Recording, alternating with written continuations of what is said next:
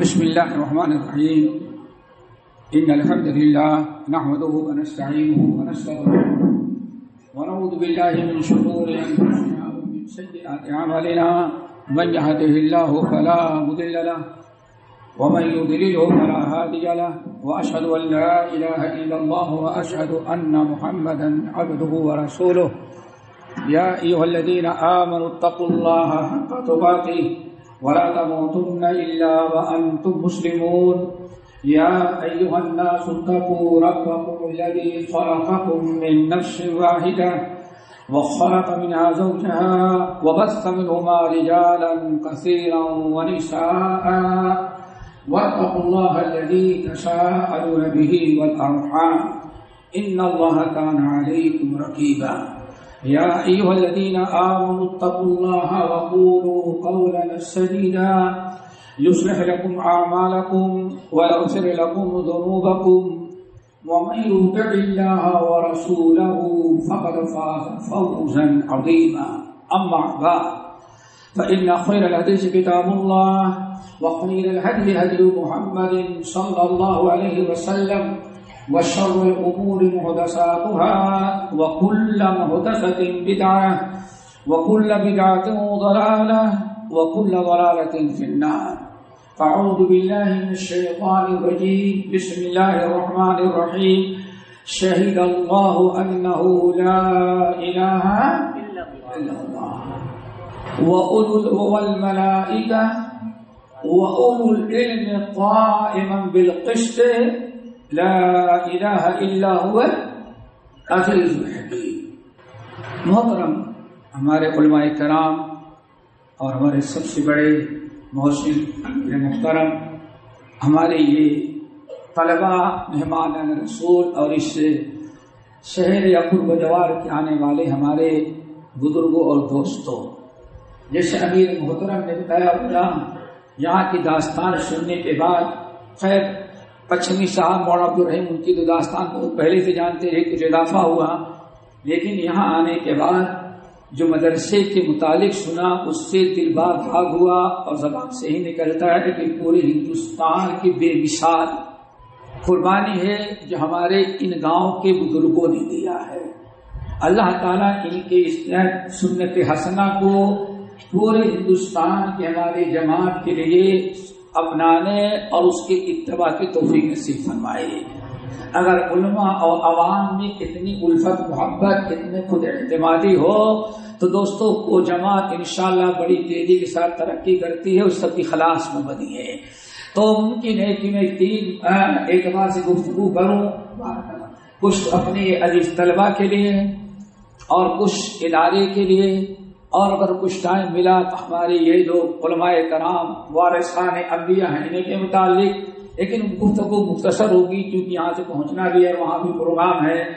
سب سے پہلی چیز دوستو، آپ جانتے ہیں زندگی گزر گئی ہوگی، ایک آیت تک میں سب مسلمان کو یاد رہتی، وما خلقت الجن والانس، سب کو یاد ہے، چاہے عالم ہو یا عالم. کیا مطلب ہے؟ ہم نے انسان اور جنات کو صرف اپنی عبادت کے لیے پیدا کیا. یہاں یعبدون کا لفظ ہے، کون سا لفظ بیٹے؟ یا عربی سلوک بچے ہیں سب، اور کیا یعبدون ہے. یعبدون کہتے ہیں عبادت کو. تمام اہل علم کے نزدیک یہاں یعبدون کا مطلب ہے یوحدون. کیا؟ یوحدون، عبادت کرنے والے تو سب ہیں. آپ جانتے ہیں آپ کے ملک کا وزیر اعظم، جب وزیر اعظم کہتے ہیں وزیر اعظم پی ایم جب بنا، لوگوں کو کیسے کہا؟ اوپر والے کی مہربانی. ہنالک الولاۃ بالولایۃ للہ الحق.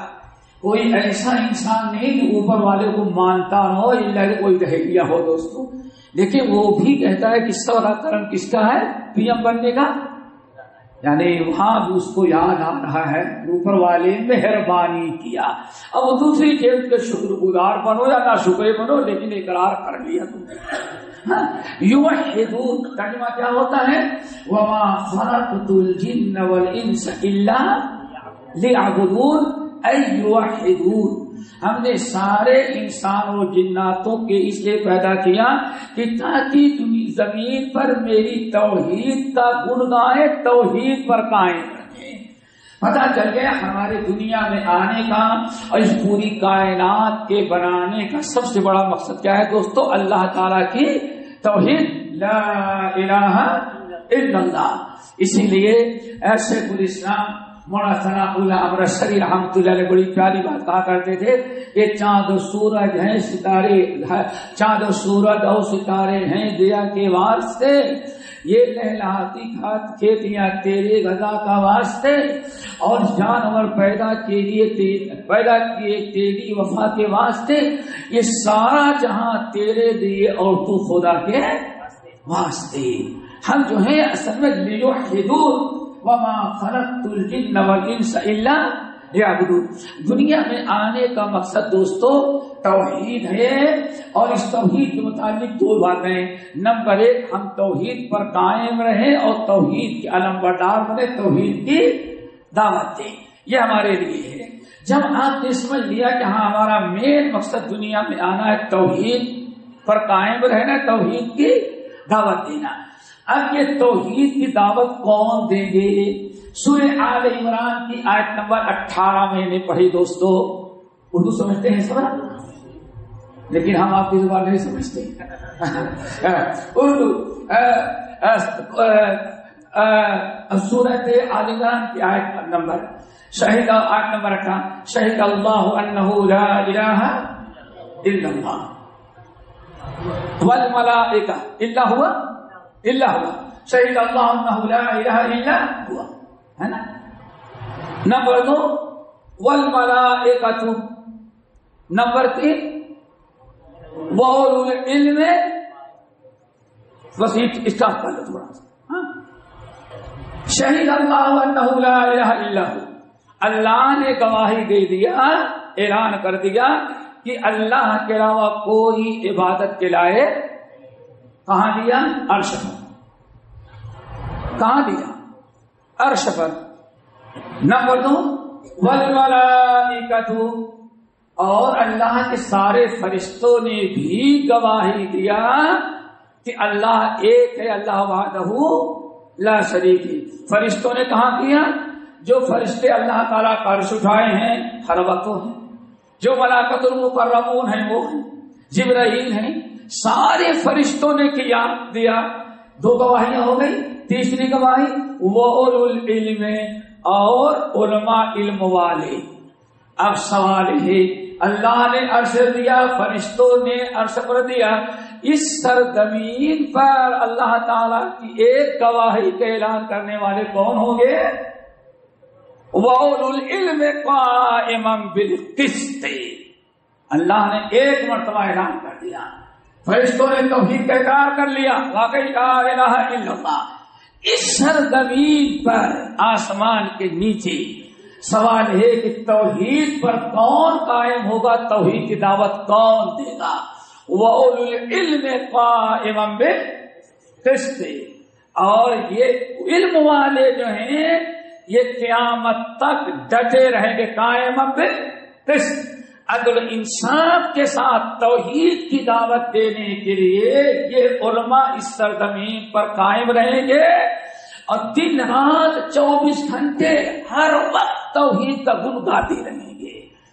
پتہ چل گیا دوستو، یہ پوری دنیا اور پوری کائنات کو توحید کا درس اور توحید کا سبق اگر پڑھائے گا تو یہ آدم کی اولاد زمین پر پڑھائے گا، لیکن کون پڑھائے گا؟ علماء۔ اب علماء آسمان سے پیدا نہیں ہوں گے، سمجھو پہلے، یہ علماء آسمان سے نہیں پیدا ہوں گے، آسمان سے نہیں بھیج اتارے جائیں گے۔ یہ کسی سپر مارکیٹ میں نہیں کہا جاتا ہے، پورے ہندوستان کا سب سے بڑا شاپنگ مال کہتے لکھنؤ میں کھلا ہوا ہے۔ کہاں کھلا ہوا ہے؟ ہیلی کاپٹر سے لوگ دیکھنے کے لیے جا رہے ہیں، کپڑا مل جائے گا، چشمہ مل جائے گا، پانی مل جائے گا، دوست سب کچھ مل جائے گا، لیکن سوچو کسی مال میں کہیں علماء خرید لو، علماء کوئی نہیں دیکھ پاتا، علماء کہاں ملیں گے؟ سوچنے کی چیز ہے. جس چیز کے لیے اللہ نے دنیا بنائی ہے، دنیا بنائی اللہ نے توحید کے لیے، وہ توحید والے ملیں گے کہاں دوستوں؟ نہ جنگلوں میں جانور کی طرح گھوم رہے ہیں وہ ملیں گے، نہ پرندوں کی طرح فضا میں اڑے وہ ملیں گے، نہ کہیں کھیت میں فصل کی طرح کھیت میں فصل کی طرح ملیں گے. علماء جب بھی ملیں گے تو دینی مدرسے میں تیار ہوتے. آگے بات سمجھیں، جب بھی علماء ملیں گے کہاں؟ پڑھیں گے. اور پڑھنے کا ذریعہ اس زمانے میں صرف ایک ہے دوستو، دینی مدارس. ان مدارس کی ایک نہایت اہم ضرورت ہے. ان مدرسوں میں جب علماء پڑھیں گے 6-7 سال، وہی توحید کے علم بردار بنے گی. اسی لیے کہا جاتا ہے دنیا میں ہر چیز کہیں مل سکتی ہے، لیکن علماء جب تک کہیں بیٹھ کر کے علم نہیں حاصل کرے گا انسان، تب تک کسی کو علماء نہیں مل سکتے. ہاں، نبی بغیر کسی مدرسے میں پڑھے عالم بن جاتا ہے، وہ عالم بن جاتا ہے، لیکن نبی کے بعد دنیا میں جب بھی کوئی عالم کی ضرورت ہوگی، اس کے لیے دوستو ضرورت ہوتی ہے تعلیم کی، مدرس کی، معلم کی، مدرسے کی، جگہ کی. کبھی مسجد کے شکل میں تھی، کبھی مدرسے کے شکل میں، کبھی درخت کے نیچے، لیکن بہرحال علماء کی ضرورت ہوتی ہے دوستو. وَأُولُو الْعِلْمِ قَائِمًا بِالْقِسْطِ لَا إِلَٰهَ إِلَّا هُوَ الْعَزِيزُ الْحَكِيمُ. دیکھیں اللہ نے شہد اللہ وہاں ہے، والملائکۃ بھی وہاں ہے، لیکن زمین پہ بات آئی تھی بھائی وَأُولُو الْعِلْمِ قَائِمًا بِالْقِسْطِ. توحید عدل انصاف پر مبنی ہے. عدل انصاف کے ساتھ توحید کی دعوت دینے والے اگر ملیں گے تو یہ علماء ہوں گے. اور علماء کون ہوگا؟ انما العلم بالتعلم والحلم بالتحلم ومن يريد الله به خيرا يفقهه في الدين. اللہ اکبر. اللہ کے رسول نے اعلان کیا، اور امیر معاویہ رضی اللہ تعالیٰ عنہ حج پر آئے تھے. بہت دنوں کے بعد آئے حج کے لیے.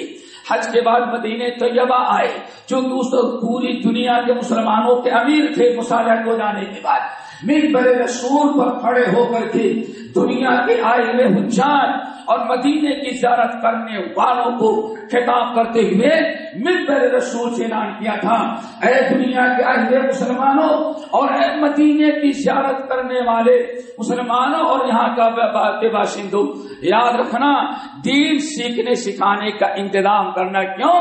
میرے ان کانوں نے پیارے نبی صلی اللہ علیہ وسلم کو فرماتے ہوئے سنا ہے انما العلم بالتعلم. عالم وہی بنتا ہے جو کسی استاد کے پاس بیٹھ کر کے پڑھے، اور جو کتاب سے بنے گا یا بڑے استاد گوکل سے بنے گا، وہ امام شافعی کہتے ہیں وہ امت کو نقصان زیادہ پہنچائے گا، فائدہ کم پہنچائے گا. تو دوستو ضرورت ہوتی ہے کس کی؟ استاد. انما العلم بالتعلم. اے لوگوں پیارے نبی کا فرمان سن لو. امیر معاویہ اعلان کر رہے ہیں عالم وہی ہوگا جو استاد سے سیکھتا ہے. پھر آگے بیان کیا والعلم بالتحلم. اور تحلم بردباری اس کے اندر آئے گی جو صبر کرنے اور بردباری کی کوشش کرے گا. وَمَن يُرِدِ اللَّهُ بِهِ خَيْرًا يُفَقِّهْهُ فِي الدِّينِ. اللہ تعالیٰ جس کے ساتھ بھلائی کرنا چاہتے ہیں اللہ تعالیٰ اس کو دین کی سمجھ عطا کر دیتے ہیں. تو دوستو بہت ہی ضرورت ہوتی ہے دینی مدارس کی. اگر دینی مدارس نہیں ہیں تو میں تو کہتا ہوں تعجب کریں گے. ہمارے علماء جانتے ہیں پوری دنیا میں اپنے صدی کا پچھلی صدی کا مجدد جو کہا جاتا ہے نواب صدیق حسن خان ہے نا، پوری دنیا کے مجدد، لیکن مرنے کے بعد قبرستان میں جگہ نہیں ملی. معلوم نہیں مرنے کے بعد بھوپال میں قبرستان میں ان کو قبر کی جگہ نہیں دیا لوگوں نے. نہیں نکل جاؤ جو وہابی ہیں مر گیا اس قبرستان دفنانے نہیں دیں.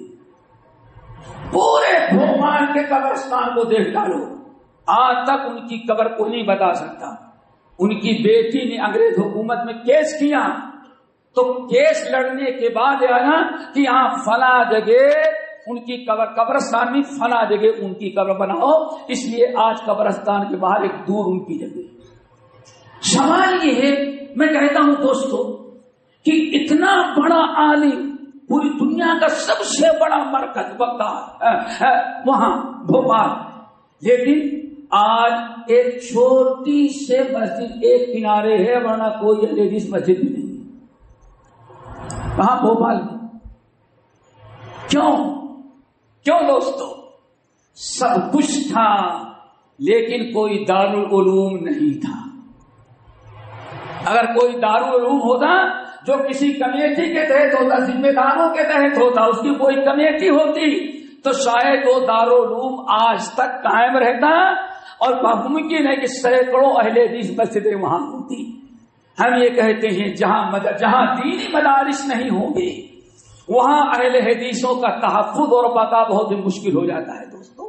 یہ دینی مدارس کا ہونا یہ اس بات کی علامت ہے کہ الحمدللہ یہاں اہل حدیث ہیں اور قیامت کے صبح تک انشاءاللہ زندہ رہے گی۔ کیوں؟ مساجد کے ساتھ جہاں مدارس کا انتظام ہوگا۔ اور دوستو دوسری چیز ایک اور بتا دیں، ہاں اللہ رب العالمین نے شہد اللہ انہ لا الہ الا هو والملائکۃ واولو العلم قائما بالقسط لا الہ الا هو العزیز الحکیم۔ یہ لا کلمہ طیبہ جو ہے لا الہ الا اللہ تعالیٰ نے اس کی مثال دی ہے توحید والے کلمے کی ایک درخت کی، اور نبی صلی اللہ علیہ وسلم نے ساتھ فرمایا ہے لا یزال اللہ یغرس فی ھذا الدین غرسا یستعملہ فی طاعت اللہ۔ سنن ابن ماجہ کے مقدمے کی روایت، اللہ رسول نے فرمایا اے لوگو، اللہ برابر اپنی دین کے خدمت کے لیے پودے لگاتا رہے گا۔ پودے جانتے ہیں لگانے کے لیے کھیت ہونا چاہیے، کیا ہونا چاہیے؟ باغ ہونا چاہیے۔ آپ پہلے باغ لائیں گے، وہاں زمین ہموار کریں گے، پھر پودا باہر سے نرسری سے لا کر کے پودے لگائیں گے۔ اب نرسری جب لگا دیں گے تو اس میں روزانہ پانی ڈالیں گے، اور ڈر ہے کہ جنگل میں کہیں پودا کوئی جانور کھا لے گا، کسی کے بھینس اور گائے چلے گی تو اس کو تھالا بنا کے گھیر دیتے ہیں تاکہ کوئی جانور نقصان نہ پہنچائے۔ کئی سال محنت کرتے، پانی ڈال کر کے اس کے پتے کی حفاظت، اس کے درخت کی حفاظت کرتے ہیں، تب کہیں وہ پھل لاتا ہے۔ جب پھل لاتا ہے تو پورے بھوج کے لوگ اس پھل سے فائدہ اٹھاتے ہیں، اور ہمارے مولانا صاحب بزنس مین ہو جائیں گے تو امریکہ کا دنیا کے آخری کنارے تک ایک درخت کا پھل جو ہے دنیا کے آخری کنارے تک پہنچ رہا ہے۔ تو دوستو اللہ رسول نے اس حدیث کے اندر مدرسے اور علماء کی تشبیہ دی کہ مدرسہ جو ہوتا ہے ایک گارڈن ہے، ایک باغ ہے، ایک کھیتی، ایک زمین ہے، وہاں زمین تیار ہوتی ہے تو نرسری بچے جو ہیں یہ لائے جاتے ہیں گاؤں سے، فلاں علاقے سے، فلاں علاقے سے، فلاں علاقے سے، فلاں علاقے سے۔ اب نرسری کے طور پر یہ بچے گلیوں سے اٹھائے گئے، اٹھا کر کے لائے، یہاں اس دارالعلوم میں نصب کر دیے گئے، ٹھیک ہے نا۔ اب یہاں آپ نے نرسری لگائی اور پودے لگا دیا۔ اب ان پودوں کو کس کی ضرورت پڑتی ہے؟ پانی کی ضرورت پڑتی ہے۔ اب پانی چاہیے، کھاد چاہیے، دوائیاں چاہیے، ان کی حفاظت چاہیے۔ اب یہ چھوٹے چھوٹے پودے ہیں اور یہ علماء جو ہیں اس کے باغبان ہیں۔ آگئی بات سمجھ میں؟ یہ مدرسہ ایک زراعت ہے جو علماء پیدا کرتے ہیں، حفاظ پر لا یزال اللہ یغرس فی ھذا الدین غرسا یستعملہ فی طاعت اللہ۔ اللہ تعالیٰ اپنے دین کے لیے استعمال کرے گا۔ بڑے خوش نصیب ہیں، ہمیں گاؤں کا نام کیا کھاوڑا، بڑے خوش نصیب ہیں اس جنگل کے اندر جہاں ریگستان، واللہ میں تو سمجھتا ہوں بھوج سے نکلے تو جانور زیادہ ہم کو نظر آئے ہیں، انسان کم نظر آئے۔ بھوج سے یہاں تک آنے میں دونوں طرف جو نظر آئے ہیں گائے بھینس، کچھ گھوڑے نظر آئے، کچھ کچھر نظر آئے، آدمی وہ تھے جو گاڑی پر بیٹھ کے آ رہے تھے۔ ذرا سوچو دوستو، سمجھیے نا، یہ ایک یہاں آ کر کی ایک سمجھے کہ باغ لگا، دین کا، دارالعلوم کا، علم کا، جہاں علماء پڑھائیں. تو دوستو یہ ایک زراعت آپ کے مدرسہ نہ کہیں بلکہ سمجھے کھیتی آپ نے لگائی. کسی کی کھیتی؟ عالم بنانے کی، علماء بنانے کی، امام بنانے کی، مجتہد بنانے کی، واعظ بنانے کی، خطیب بنانے کی.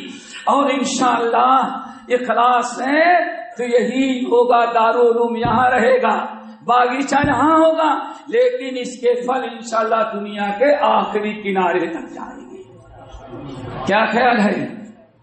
جو باغ ہوتا ہے وہاں کے لوگوں کو پھل کم ملتا ہے، باہر کے لوگوں کو اس کا پھل زیادہ ملتا ہے. کتنے خوش نصیب ہوں گے گاؤں کے لوگ. اللہ کھاوڑا نا، یہ گاؤں کے لوگ کتنے خوش نصیب ہوں گے، کتنی دعائیں پائیں گی.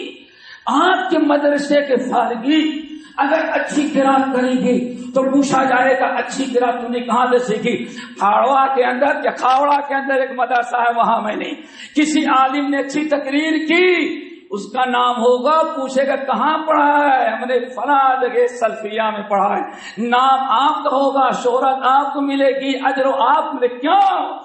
یہ تو پھل ہے لیکن باغبانی کرنے والے آپ ہیں.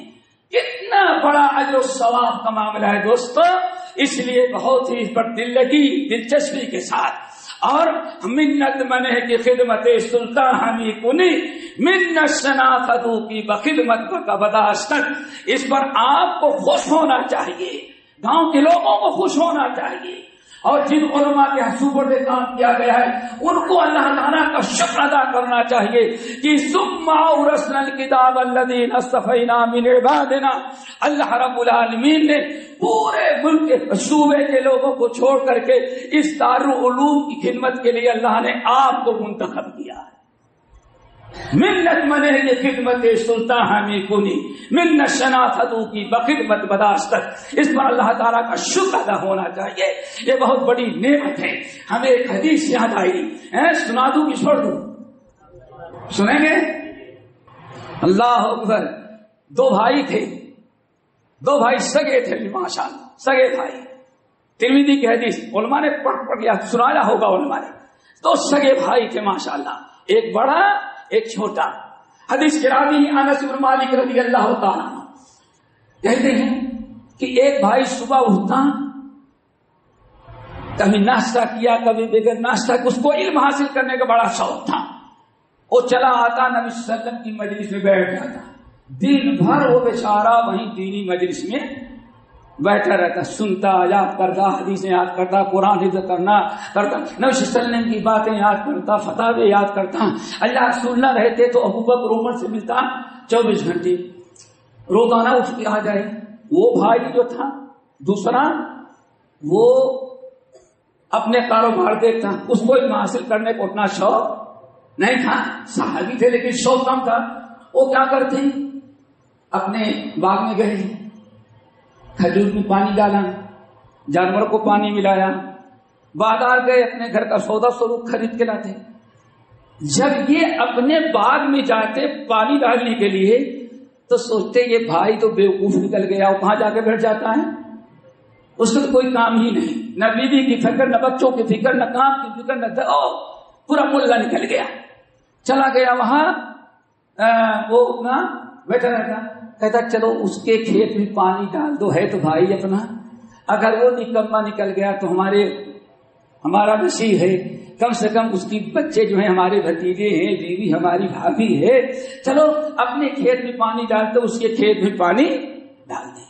جب اپنے جانور کو پانی پلانے لگتا تو بھائی کا بھی جانور ٹوٹتا پانی پینے کے لیے، غصہ بڑا آتا، کچھ دیر تو نہیں پانی پلاؤں گا، لیکن پھر سوچتا ہے پلا دیں گے ثواب پائے گا. کیوں؟ بھائی نکما نکل گیا، وہاں جا کے بیٹھا رہتا ہے، اور چلو ہم نہیں پلائیں گے تو مر جائے گا، بھائی کا نقصان ہوگا.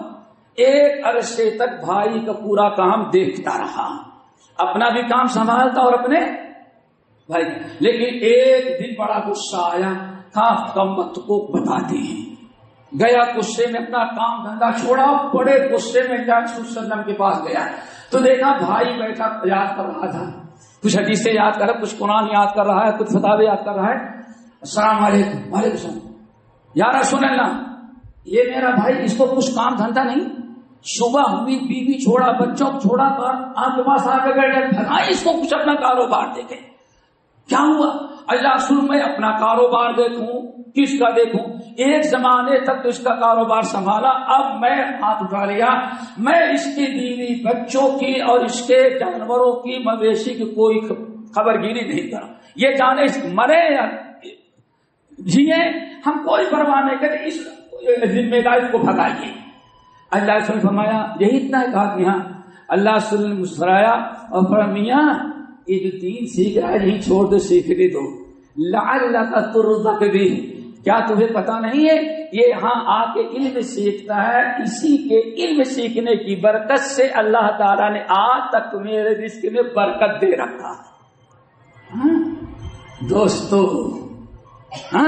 برکت دے رہا, لعلک ترزق بھی, برکت دے رکھا ہے. تو دوستو یہ اللہ رب بہت بڑا انعام ہے, بہت بڑا اللہ تعالیٰ کا فضل و کرم ہے.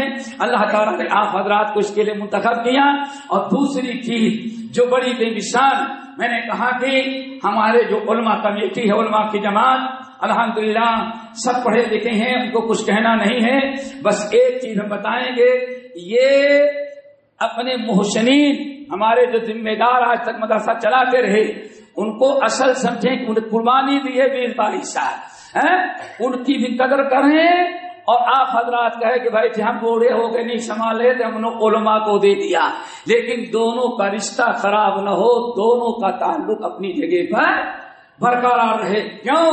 صحیح بخاری کے روایت اللہ تمہیں ساتھ فرمایا اے انصار مہاجرین, اللہ اکبر, اے مہاجرین یاد رکھنا آج تم سارے مہاجرین کوئی تجارت کرنے لگا, کوئی کاروبار بڑھا لیا, کوئی بزنس کرنے لگا, لیکن جب تم خالی ہاتھ آئے تھے تمہارے ساتھ احسان کس نے کیا؟ احسان نے. کیا خیال ہے سے یہ حدیث نے کیا فرمایا؟ ان سے کچھ لگت سے ہو تو اس کو درگزر کرنا, ہمیشہ ان کے پرانے احسان کا شکر گزار رہنا. بہت بڑا اسوہ ہمارے لیے ہے دوستو. اللہ تعالیٰ اس کی قدر کریں گے, ہمیں اس چیز کا خیال رکھنا چاہیے. اور اس میں اللہ نے بڑی برکت دی ہے. اور ہم اپنے مشائخ سے جو کچھ کہنا چاہتے ہیں وہ یہ کہ الحمدللہ حق والے کو مل گیا ہے, حق والے کو مل گیا ہے الحمدللہ. بس آج سب سے بڑی عبرت کی چیز ہے بزرگوں کے اخلاص کی. اس اخلاص کو باقی رکھیں, اس اخلاص کو کی قدر کریں. اور جہاں انہوں نے جو اخلاص پیش کیا ہے اس سے 100 گنا زیادہ آپ اس مدرسے کے لیے مخلص بن جائیں گے. اور جماعت اہل حدیث کے لیے مخلص, کس کے لیے مخلص؟ صرف مدرسے کے لیے نہیں, پوری جماعت اہل حدیث کے لیے مخلص بن جائیں گے. تو دوستو اخلاص میں بڑی برکت ہے, بڑی برکت ہے. اور اس کی ایک مثال دیں گے انشاءاللہ. اگر دونوں طرف سے اخلاص رہا تو اخلاص کی برکت یہاں سے فارغ ہونے والے طلباء میں بھی سرایت کر جائے گی انشاءاللہ. اخلاص کی برکت صحیح بخاری اور مسلم کی روایت. دوستو کہا جاتا ہے داؤد علیہ السلام کے زمانے میں اتنا حیرتناک اخلاص کا واقعہ تھا کہ اللہ تعالیٰ نے داؤد علیہ السلام کے زمانے کا واقعہ جو گزر چکا تھا اللہ نے بذریعہ وہی محمد صلی اللہ علیہ وسلم کو بتلایا. نبی صلی اللہ علیہ وسلم نے اس امت کے لوگوں کو بتایا کہ اخلاص ایسے ہونا, کہ اخلاص کی برکت کیا ہے. سنا ہوگا کسی نے تقریر کی, کسی اللہ کے نبی نے, سننے والے نے سنا کہ صدقہ جو بالکل پوشیدہ دیتا ہے, دائیں ہاتھ سے دیا بائیں ہاتھ کو نہ دیا تو اللہ تعالیٰ کو صدقہ بہت ہی مقبول ہے نا. ایک شیخ قاضی بیٹھا تھا, کہا واللہ لا تصدقن اللیلۃ, آج ہم نے حدیث سنی اللہ کی قسم, آج رات کی تاریکی میں ایسا صدقہ کروں گا کہ نہ بیوی کو پتا چلے, نہ بیٹے کو پتا چلے, نہ بہو کو چلے, نہ باپ کو چلے, نہ باپ کو چلے, بلکہ دینے لینے والے کو پتا نہ چلے کس نے صدقہ کیا. بس رب جانتا ہے تاریخی میں. بڑے شوق سے بھی جانتا ہے کہ چلے رات کو گئے تو ماشاءاللہ ایک گندے کردار کی عورت حرام کام کے لیے نکلی تھی. سوچیے کوئی مسکین عورت ہے, بیچاری گھر سے نکالا اور اس کو دے دیا, وہ تو جیب میں ڈال دی. صبح جب ہوئی یہ آ گئے خوب خوش, ماشاءاللہ اللہ تیرا کرم ہے کہ آج حدیث سنی, دن میں رات کو ایسا صدقہ کیا کہ دینے والا بھی نہیں پہچان سکتا کہ میں نے دیا ہے اس کو, بس تو جانتا ہے میں جانتا. بڑے خوش. صبح ہو گئی دوستو, اب جب ناشتہ واشتہ کر کے فارغ ہوئے تو بیٹھک ہوئی تو گندی عورت کہتی کیا زمانہ بڑا بیوقوفوں کا آ گیا ہے. کیا ہوا؟ اس کی سہیلیاں کہتی ارے کوئی بیوقوف بھولا انسان آج ہم کو رات میں اپنا صدقہ دے کے گیا. اب ایک کو بتایا, دو کو بتایا, تین کو بتایا, چار کو بتایا. ظہر کا تو ہوتے ہوتے پورے شہر بات آ گئی کیسا بیوقوف انسان ہے, گندی حرام کام کرنے والی عورت کو کوئی صدقہ دے گیا. اب اس کو کسی نے بتا دیا, ارے صاحب پتا ہے زمانہ کتنا برا. کیا ہوا؟ ارے کوئی بیوقوف رات کو صدقہ فلاں حرام کار عورت کو دے دیا. اب بیچارہ سمجھ لو صدقہ دینے والا میں تھا. ایک دن کہتا کیا ہے, اللہم لک الحمد ولا ثانیۃ, اللہ بس میں تو نہیں چاہتا, سارا کمال تیرا ہے کہ میرا صدقہ تو نے کس کو دلوا دیا. ثانیہ عورت کہا آج تو گیا, آج انشاءاللہ آج خوب تحقیق کر کے صدقہ دوں گا تاکہ کسی گندی عورت کے ہاتھ میں نہیں آئے. لیا صدقہ, نکلے جا رہے تو کوئی چور نکلا تھا چوری کرنے کے لیے, اور رات کی تاریکی میں تاک جھانک لگایا تھا موقع ملے تو چوری کرے. یہ سمجھے کہ یہ تو عورت نہیں ہے, یہ تو شریف آدمی ہوگا, بیچارہ خوب کمارا کہیں جاتا ہوگا. اٹھایا اس کو دے دیا چور کو. چور کب وقت بھی جیب میں رکھا. صبح ہوئی اپنے تمام چور ساتھیوں سے کہا صاحب زمانہ بڑا برا آ گیا. کیا ہوا؟ ارے اب تو ہم چوروں کو بھی لوگ اپنا صدقہ دے کے جا رہے ہیں. پورے شہر میں ظہر کا وقت ہوتے ہوتے بات عام ہو گئی. اب صدقہ کرنے والے کو پتہ چل گیا اللہ آج پھر غلطی ہو گئی. کل کہا کے ہاتھ میں گیا, آج کب تو چور لے گیا صدقہ. پھر کہتا اللہم لک الحمد ولا ثانیۃ, بس اللہ یہ سب تیرا کرشمہ ہے, کیا کروں, میں تو نہیں چاہتا, تو نے دلوا دیا, اس کا رزق تھا. لیکن لا اتصدقن الليلۃ, آج خود تحقیق کر کے دوں گا, آج دھوکہ نہیں کھاؤں گا. بہرحال رات کو چٹے نکلا صدقہ کرنے کے لیے بیچارہ, اور لے کر کے جا رہا تھا تو سیٹھ لوگ کہیں دکان بند کر کے کسی گھر میں بیٹھتے تھے جب تک ٹی وی نہیں تھا. تو ٹی وی ہو گیا نا, تو موبائل, اب تو فرصت نہیں.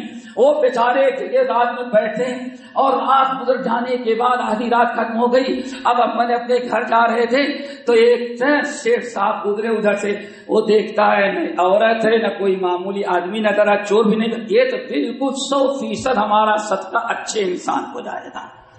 اٹھا کر کے شیخ صاحب کو دے دیا. شیخ صاحب مال کے لحریص تھے, بنا محنت کے فائدہ مل رہا ہے, جیب میں رکھا اور چلے گئے. صبح ماشاءاللہ ظہر کا وقت ہونے کے پہلے شور مچا بھائی, آج فلاں سیٹھ صاحب کو کوئی رات میں اپنا صدقہ دے گیا. شور اس کو پتا چلا کہ رحمان صاحب, اور کسی کو پتا نہیں یہی صدقہ دینے والا صاحب. دیکھا کتنا ہمارا, ایک دن کوئی کمبخت زانی کو دے گیا, دوسرے دن چور کو دے گیا, آج وہ محلے کے فلاں سیٹھ صاحب تھے ان کو اپنا صدقہ دے دیا. اللہ اکبر, کیا صدقہ دے دیا. اتنا سننا تھا. کہتا ہے اللہم لک الحمد علی ثانیۃ, اللہم لک الحمد علی ثالث, اللہم لک الحمد علی غنی. اللہ ہم تو تیری حمد کرتے ہیں, نہیں چاہتے یہ بھی تینوں دن میرا صدقہ غلط جگہ چلا گیا. بڑا افسوس ہوا. وقت کے جو نبی تھے ان کے اوپر وحی آئی اور کہا میرا بلا اس کو بتا دے کہ تینوں دن کا تیرا صدقہ اللہ نے قبول کر لیا. لیکن اخلاص کی بات میں بتا رہا تھا. اللہ کے نبی بیان فرمایا, اللہ نے وہی بھیجی کہ لعل الزانیۃ تعفها, جاؤ اس سے کہہ دیں کہ تیرے اس صدقے کی برکت سے اتنا وہ عورت متاثر ہوئی کہ اللہ تعالیٰ نے اس کو زندگی بھر کے لیے زنا سے توبہ کرنے کی توفیق دے دیا. دوستو اخلاص ہوگا تو یہ بڑے بڑے علامہ بنیں گے، اب بڑے بڑے علامہ بنیں گے. مدرسے کو چھپر پھاڑ کر کے مدد کی جائے گی. اخلاص کی ضرورت ہے. وَأَمَّا السَّارِقُ، اور تمہیں کیا پتا دوسرے دن کا صدقہ جو چور کے ہاتھ میں گیا، چور اتنا نادم ہوا تیرے صدقے کی برکت سے اس نے ضد کے دل سے توبہ کر لیا، وقت کا امانت دار بن گیا. دوستو اخلاص کی برکت ہے. تیسرے دن اللہ نے بیان فرمایا محلے کا سب سے بڑا کنجوس مالدار تھا وہ، بخیل، نہ زکات نکالتا تھا کم وقت، نہ صدقہ کرتا تھا، لیکن تیرے صدقے کی برکت سے اللہ نے اس کو سخی بنا دیا. میرے بھائیو اخلاص اگر ہمارے اندر ہے تو انشاءاللہ ہمارے بہت سارے معاملات کیا ہو جائیں گے، درست رہیں گے. تو اخلاص کے ساتھ ہمارا سارے بھائی، ہمارے بزرگان اور ہمارے علماء، ہم سمجھتے للہ فی اللہ سب اخلاص کے ساتھ مل کر کے کام کریں گے. کبھی نہ یہ ان کو بھولیں گے نہ وہ ان کو بھولیں گے. انشاءاللہ کا شیرو شکر. انشاءاللہ جلیبی کھاتے ہو نا؟ جلیبی کا جو تعلق اس شیرے سے ہوگا وہی تعلق ہمارا آپس میں ہوگا. پھر ذرا دیکھیں اللہ تعالی ہمیں ترقی دے گا، مدرسے میں برکت، جامعہ میں برکت، عمل کی توفیق، اور انشاءاللہ بچے بھی نکلیں گے تو بڑے ہونہار نکلیں گے. اللہ تعالیٰ سب کو عمل کی توفیق نصیب فرمائے. ہم نے جو کچھ کہا چونکہ ہمیں قطعا نہیں معلوم تھا کہ ایسا پروگرام بھی آپ لوگوں نے رکھا ہے، سمجھ گئے نا. تو یہ اخلاص یہ چند باتیں میں نے کہی ہے، ہماری اپنی ذمہ داری ہے. کلکم راع وکلکم مسئول عن، ہر آدمی ذمہ دار ہے. بچے بھی ذمہ دار ہیں، آپ بھی ذمہ دار ہیں، علماء بھی. یہ نہیں کہ ہاں علماء کو دے دیا سب ذمہ داری وہی اب آپ دامن چھاڑنے نہیں.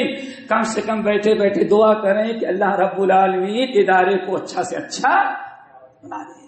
اللہ تعالیٰ مجھے توفیق نصیب فرمائے. اقول قولی ھذا واستغفر اللہ من کل ذنب.